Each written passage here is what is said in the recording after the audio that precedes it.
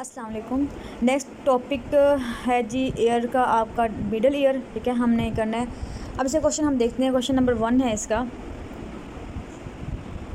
A 10-year-old girl has had a sore throat for 4 days. No complaint of severe pain in left ear, which is the diagnosis क्या treatment क्या। अच्छा, आपका ना अब ये होता है कि आपको जो एक्यूट सेपरेटिव टाइटस मीडिया है और जो टाइटस मीडिया विद अफ्यून है, ये दोनों बहुत ज़्यादा मिक्स करते हैं बच्चे। ठीक है, कहते हैं नहीं ये है तो वो है। सो मैं आपको इसके टिपिकल बताती हूँ कि किस तरह आपने डायग्नोस करना है। अब इसमें उन्होंने कहा कि सोर थ्रोट की हिस्ट्री है। इसका मतलब ये है उन्होंने हमें इन्फेक्शन की हिस्ट्री दी है। ठीक है, अब इन्फेक्शन की उन्होंने हिस्ट्री दी है हमें। 4 दिन से इन्फेक्शन है। No complain of severe pain, उसको सीवियर पेन है in left ear. What is the diagnosis. अब दो बातें हैं, एक है इन्फेक्शन की हिस्ट्री, सेकंड है सीवियर पेन इन ईयर। तो ये आपका एक्यूट सेपरेटिव टाइटस मीडिया है। अब ये टाइटस मीडिया विद अफ्यून क्यों नहीं है? अफ्यून वाला होगा तो उसमें जो एक इन्फेक्शन की हिस्ट्री होती है वो सीधी नहीं होती। वो कहते हैं कि बहुत अरसे से उसको जो है ना वो बहुत अरसे से जो है ना उसका इन्फेक्शन था, साइनसाइटिस था और हल्का फुल्का कोई बहुत लाइट सा इन्फेक्शन की जिक्र करेंगे, या फिर बहुत क्रॉनिक इन्फेक्शन होगा तो उसका जिक्र करेंगे। लेकिन इस तरह नहीं होगा कि उन्होंने कह दिया कि उसको थ्रोट है तो उसको जो है ना कान में दर्द हो गया तो उसका अफ्यून हो गया, ऐसा नहीं होता। सेकंड ये कि जो अफ्यून वाले बच्चे होते हैं वो इतने अनअवेयर होते हैं, उनको कोई दर्द नहीं होता। ठीक है, उनको पेन तो बहुत माइल्ड सा होता है। आपने देखा होगा, मान लिखा है माइल्ड पेन, जबकि एक्यूट सेपरेटिव टाइटस मीडिया वाले पेशेंट को बहुत सीवियर किस्म का पेन होता है। सो ये दो बातें ही काफ़ी हैं हमें डायग्नोस करने के लिए कि एक्यूट सेपरेटिव टाइटस मीडिया इसका। Question number 2, a 4-year-old boy is having problem in hearing for last 3 months. Mother says the child keeps mouth open at night. Medical treatment has not helped. ठीक है, अब वो कहते हैं कि उसको 3 महीने से जो है ना वो सुनाई नहीं देता, 3 महीने से, और माँ कहती है कि मुंह खोल के सोता है। इसका मतलब ये है कुछ ऐसा मसला है जिसने नोज़ के बिल्कुल बिहाइंड कोई चीज़ है, और वो ऐसी चीज़ है कि अगर वो सांस लें तो सांस में भी रुकावट करेगी। सो ऐसी कौन सी चीज़ होती है जो आपको जो ना क्या कहते हैं कि नोज़ से जो है वो सांस लेने में मुश्किल आती है, और वो होती है चीज़ नेज़ोफेरिंक्स में। और नेज़ोफेरिंक्स में इस एज में मोस्ट कॉमन क्या है, वो है एडेनोइड्स। सो ऐसे इस पेशेंट में क्या हुआ है कि एडेनोइड्स का हाइपरप्लेजिया हुआ है। ठीक है, और हाइपरप्लेजिया होने की वजह से क्या होता है, उसको एक तो सांस में मसला होता है, और सेकंड ये कि उसका जो है वहाँ पे ट्यूब ब्लॉकेज हो गई है। ट्यूब ब्लॉक होने की वजह से हमने यही पढ़ा था कि माल फंक्शनिंग ऑफ ऑस्ट्रेजियन ट्यूब किस में, और टाइटस मीडिया विद अफ्यून। और इसमें सबसे पहला पॉइंट ये लिखा हुआ है कि एडेनोइड हाइपरप्लेजिया। और मैं आपको अभी भी बता चुकी हूँ कि जब भी अफ्यून वाला केस आता है तो उसमें जो कोई अगर कॉज देंगे तो वो क्रोनिक होगा। तो इसमें लिखा हुआ है कि उसको जो है 3 महीने से ये मसला है, 3 महीने से मसला था, उसके बाद उसको टाइटस मीडिया विद अफ्यून हो गया। सो ये जो ना कंबाइन एक है एडेनोइड हाइपरप्लेजिया का और इसका क्वेश्चन। सो इन्वेस्टिगेट अपने इस तरह से ही करना है कि आपने एक तो ईयर को भी इन्वेस्टिगेट करना है फुल, और आपने नेज़ोफेरिंक्स को भी फुल इन्वेस्टिगेट करना होता है इसके अंदर। और ट्रीटमेंट भी आपने एडेनोइड से रिमूव करना होता है, उसके बाद जो है ना वो ईयर खुद ब खुद रिजॉल्व हो जाता है। उसके बाद है आपको question number 4, An 8-year-old boy got an attack of acute coryza. After 2 years, he started having fever, pain, and deafness in his left ear. On examination, the tympanic membrane is badly congested. ठीक है, badly congested and bulging outward. Weber test lateralized towards the left ear. Temperature is 103. ठीक है, अब यहाँ पे देखें कि अगर हम बात करें जैसे कोराइजा था तो उसे हिस्ट्री है 2 साल जी, आफ्टर 2 years जनरल डेवलपमेंट हुई है। सो आप यहाँ सोच के बैठ जाएँ कि नहीं जी मैंने बताया क्रॉनिक हिस्ट्री होगी तो क्रॉनिक हिस्ट्री होगी तो अफ्यून होगा, ऐसा नहीं है। यहाँ पे बेशक हिस्ट्री जो है ना 2 साल की है, लेकिन उसको अब जो अटैक हुआ है वो एक्यूट कोराइजा का वो शदीद वाला हुआ है। वो तो आपको फ़ौरन से जो है वो सिम्टम वही आते हैं एक्यूट सेपरेटिव टाइटस मीडिया के। सेकंड बात ये है कि सबसे इंपॉर्टेंट चीज़ उन्हें खुद दी है कि उसको फीवर है। जब भी फीवर हो, जब भी पेन हो, ठीक है, ये दोनों फीचर आपके एक्यूट सेपरेटिव टाइटस मीडिया में ही होंगे। फिर टिम्पैनिक मेम्ब्रेन के बारे में बता दिया है कि वो बैडली कंजस्टेड है। तो कंजस्टेड टिम्पैनिक मेम्ब्रेन किस में होती है? सिर्फ और सिर्फ एक्यूट सेपरेटिव टाइटस मीडिया में होती है। और Weber test lateralise towards the left ear, जो इफेक्टेड ईयर है उसकी तरफ लेटराइज है। इसका मतलब ये है कि उसकी बोन कंडक्शन बेहतर है एयर कंडक्शन की, क्योंकि यहाँ पे कंडक्टिव डेफनेस हुई है। टेम्परेचर उन्होंने बता दिया और वाइब्रेशंस बता दिया कि इन्फेक्शन हुआ है इसको। सो ये आपको कौन सा सिनेरियो है? Acute suppurative otitis media. ठीक है, उसके बाद है अ 4-year-old। नेक्स्ट है a 4-year-old girl comes to you with complain of repeated episode of earache, hearing loss, sore throat. On examination of the ear drum is intact, dull looking with loss of landmarks. अब यहाँ पे उन्होंने कहा है कि year एक, ठीक है, अब ईयर एक के एपिसोड होते हैं, कभी कभी इसको ना दर्द होता है। इसका मतलब ये है कि उसको माइल्ड पेन है और हेयरिंग लॉस है और सोर थ्रोट है। अब सोर थ्रोट तो है, उन्होंने ये नहीं कहा कि कोई एक्यूट अटैक है या कुछ इस तरह से, लेकिन चलिए आप यहाँ से कंफ्यूज सपोज करें हो भी रहे हैं कि चलो ठीक है पेन भी दिया हुआ है और साथ थ्रोट का इन्फेक्शन भी दिया हुआ है, अब क्या करें जी। लेकिन उन्होंने कहा हुआ है कि एयर ड्रम इज़ इंटैक्ट है और डल लुकिंग है। जब भी एयर ड्रम इंटैक्ट हो और डल लुकिंग हो, लॉस ऑफ लैंडमार्क्स हो, तो ये आपका जो है ना वो अफ्यून वाले में आप दोबारा खोल के देख लें। हाँ, मैंने आपको करवाया था कि जो मेम्ब्रेन होती है, टिम्पैनिक मेम्ब्रेन, वो डल होती है, ओपेक होती है, फिर लॉस ऑफ लाइट रिफ्लेक्स, ठीक है। तो ये आपने इसके अंदर देख लें, रेडिश कलर की वो इतनी खास नहीं होती। ये आपका कौन सा सिनेरियो है? Otitis media with अफ्यून।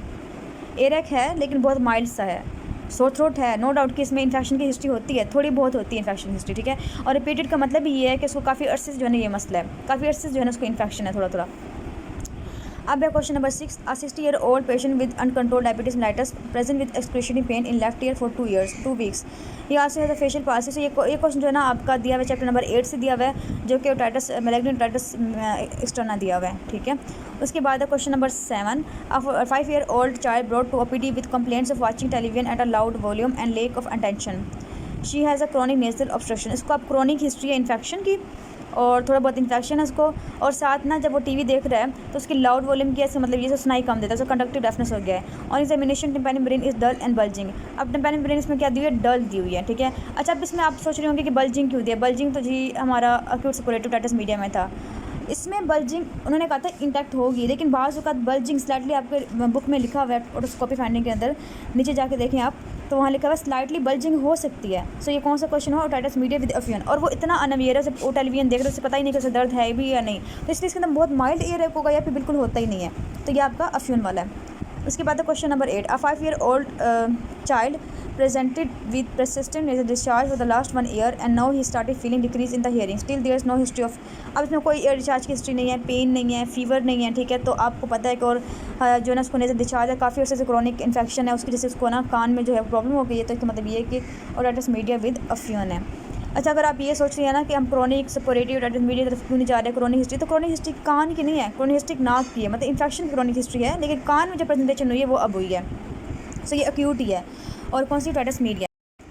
नेक्स्ट आपके पास है question number 9। A 2-year-old child has severe earache and common cold. अब बहुत सीवियर दर्द है उसको, और उसको भी शोज़ रेड रन, ठीक है। हिज टेम्परेचर भी है, फीवर भी है उसको, ठीक है। और जो टेम्परेचर है वो रेड भी है, और साथ earache भी, पेन भी बहुत सीवियर किस्म का है। तो क्या हो गया? Acute suppurative otitis media. चलें जी, नेक्स्ट बात करते हैं कोलेस्टोमा की। नेक्स्ट चैप्टर की क्वेश्चन नंबर 1 क्या है? A 25-year-old male presented with complain of unilateral ear blockage and intermittent ear discharge. On examination there is oral maths, there is history of ear surgery in the last 6 years। ये बहुत confusing question है, जो कि अक्सर बच्चे बस इस पर बहस ही करते रहते हैं कि इसका क्या आंसर है, हर कोई अपने आंसर बताता रहता है इसके अंदर। अब हम इसको सॉल्व करने की कोशिश करते हैं अकॉर्डिंग टू द बुक। हमने जो बुक में पढ़ा है हम उसी के अकॉर्डिंग सॉल्व करेंगे। अब हुआ ये कि उसको यूनिलेटरल एयर ब्लॉकेज है, ठीक है, और उसको डिस्चार्ज भी हल्का फुल्का हो रहा है, ओरल मैथ्स भी है, ठीक है, और एयर सर्जरी हुई है। अब हुआ ये कि एयर सर्जरी हुई, एयर सर्जरी की वजह से जो है टिम्पैनिक ब्रेन जो है वो रप्चर कर गई, ठीक है, वो उसकी जो है वो ट्रोमा हो गया। ट्रोमा होने की वजह से क्या हुआ? कोलेस्टोमा डेवलप कर गया। कोलेस्टोमा डेवलप किया, और डेवलप करने के बाद उसने मिडल ईयर का इन्फेक्शन करवा दिया, ठीक है। अब उसको इन्फेक्शन हो गया है, और इन्फेक्शन जैसे एयर डिस्चार्ज भी हो रहा है, साथ ओरल मैस भी है। ओरल मैस में ये है कि कान के अंदर जो मैस पड़ा है वो मे बी पॉलिप भी हो सकता है, वो कोलेस्टोमा खुद भी हो सकता है। सो इसका सबसे बेस्ट जो आंसर बनता है ना हमारे सिनेरियो के अकॉर्डिंग, वो बनता है कोलेस्टोमा काजिंग CSOM, ठीक है। उसने क्रोनिक सपोरेटिव ओटाइटिस मीडिया करवा दिया है, किसने? कोलेस्टोमा में। सो इसका ये जो आंसर है इसका ये बनता है। अब वो कह रहे हैं कि what are the most common causes of recurrence. Recurrence causes क्या होते हैं इसमें? रिकरेंस कॉजेज यही है कि तो टिम्पैनिक ब्रेन परफोरेट कर गई है और इससे लेफ्ट कोलेस्टोमा हो गया। बाकी जो ना कॉम्प्लिकेशन वाला चैप्टर है उसके अंदर जो फर्स्ट पेज है उसमें लिखी है सारे रिस्क फैक्टर के क्यों होते हैं बार बार ये, तो वो सारे रिस्क फैक्टर कर लेने की एज भी हो सकती है, इम्यूनो कम्प्रोमाइज भी हो सकता है, विरुलेंस भी हो सकती है, सारे ना उसमें लिखे हुए हैं। तो सो यही इसका आंसर बनता है। नेक्स्ट क्वेश्चन है आपका 3.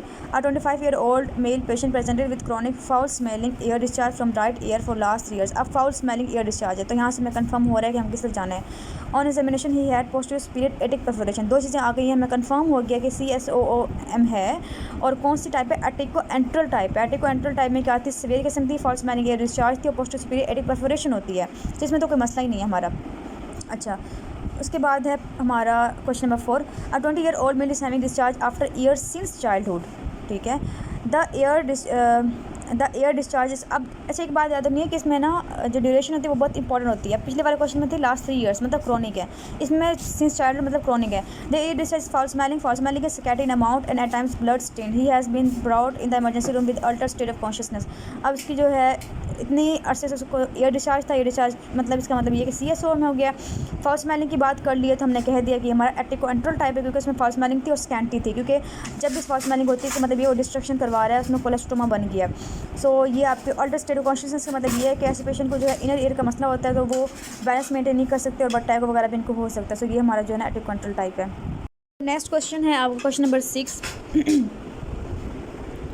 A middle-aged man presented with right-sided ear discharge for the last 3 years. Last 3 years है तो मतलब हमें पता लगा कि chronic है ये। Along with impaired hearing भी इसको हो गई है।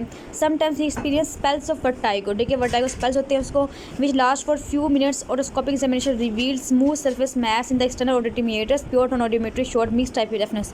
इस क्वेश्चन को बच्चे बहुत ज़्यादा मिक्स करते हैं। सो मैंने आपको पहले ही क्लियर कर दिया था कि जो टिम्पैनिक होती है उसमें मेनली जो होती है वो कंडक्टिव होती है, और जो दूसरी टाइप होती है एटिकोएंट्रल वो मिक्स टाइप होती है, क्योंकि इसमें जो इनर एयर भी इन्वॉल्व हो जाती है। वो इनर एयर को डिस्ट्रॉय करना शुरू करती है। इनर एयर को डिस्ट्रॉय करेंगे तो सेमीसर्कुलर कैनाल को डिस्ट्रॉय करेंगे तो उससे क्या होगा, और हमारा वेस्टिब्यूल अगर डिस्ट्रॉय होता है उससे क्या होगा कि स्पेल ऑफ वर्टाइगो होगा। ठीक है, वर्टाइगो के उसे जो है ना वो एपिसोड्स होंगे। सो ये बहुत ही ईजी सा है कि एटिकोएंट्रल टाइप है, आप इसको बिल्कुल मिक्स ना करें उसके साथ। ठीक है, उसके बाद लिखा हुआ है कि आपने इसकी पैथोजेनेसिस क्या होती है। तो पैथोजेनेसिस लिखनी है आपने कोलेस्ट्रोमा की। कोलेस्ट्रोमा के टॉपिक के लास्ट में कोलेस्ट्रोमा के बारे में लिखा हुआ है कि ये डिस्ट्रक्शन करवाता है बोन्स की, क्योंकि कुछ इंजाइम रिलीज़ होती हैं, कोलेजनेसिस प्रोटीओलिटिक इंजाइम्स वगैरह रिलीज़ होती हैं जो कि उसे डिस्ट्रॉय करवाते हैं। सो आपने इसके अंदर वो लिखना है। उसके बाद है आपको question number 7। A 20-year-old female had a right temporal lobe abscess drained by the neurosurgeon 2 weeks back. मतलब इसमें सर्जरी की हिस्ट्री है। She is referred to the ENT department with history of foul smelling, ear discharge, hearing loss, vertigo, right facial palsy. ठीक है, on examination of external ear under microscope she is found to have attic perforation. अब यहाँ से attic perforation से हमें confirm हो गया, लेकिन सपोज कहें एटिक परफोरेशन नहीं है, फिर हम क्या करते हैं। अब हिस्ट्री है सर्जरी की। सर्जरी की वजह से क्या हुआ कि उसकी जो है टेम्पैनिक ब्रेन जो है ना वो रप्चर का स्पॉज करें, उसका जो है ना वो ट्रॉमा हो गया। उसके बाद कोलेस्ट्रोमा डेवलप करेगा। कोलेस्ट्रोमा की वजह से क्या होगा, वहाँ परफोरेशन है, कोलेस्ट्रोमा डेवलप कर गया। अब स्पेल्स ऑफ वर्टाइगो हो गया, फेशियल पैल्सी। ये कब होती हैं, ये सब होते हैं जब कॉम्प्लिकेशन होती है। कॉम्प्लिकेशन कब होगी, जब हमारी एटिकोएंट्रल टाइप होगी। सो एटिकोएंट्रल टाइप हमारी इसके अंदर होगी। और आपको जो चैप्टर दिया है चैप्टर नंबर 12 कॉम्प्लिकेशंस वाला, उसकी कॉम्प्लिकेशन वो किस चीज़ की कॉम्प्लिकेशन है, वो सारी कॉम्प्लिकेशन है ही CSOM की है। क्रोनिक जो है ना ये होगा, उसमें मेनली एटिकोएंट्रल टाइप की मेनली कॉम्प्लिकेशन होती है कि वो इनर ईयर में जा सकता है, वो फेशियल नर्व्स की पाल्सी करवा सकता है, मेनिंजाइटिस करवा सकता है। वो सारी मेन जो है ना वो आगे इसी की है। आगे question number 9। A 9-year-old child present with recurrent bilateral year discharge for the last 2 years। ठीक है, 2 साल से ज़्यादा क्रोनिक हो गया। with ailment could not be resolved despite repeated administration of antimicrobial therapy. Blood analysis revealed HB9 and marked lymphocytosis. Clinical examination shows profuse mucopollen discharge and central perforation. So ये 3 बातें ही आगे क्रोनिक है, mucopollen discharge है इसके अंदर और central perforation है। So कौन सी टाइप हो, टिम्पैनिक टाइप हो गई है। जब हमने इसे एग्जामिन किया तो टेम्पैनिक ब्रेन को परफोरेशन थी, नोज में जो है ना वो nasal discharge in both nostrils, मतलब उसको ना क्रोनिक एक हिस्ट्री भी है इन्फेक्शन की। सो ये सारी चीज़ें बताती हैं कि CSOM है और टिम्पैनिक टाइप होती है।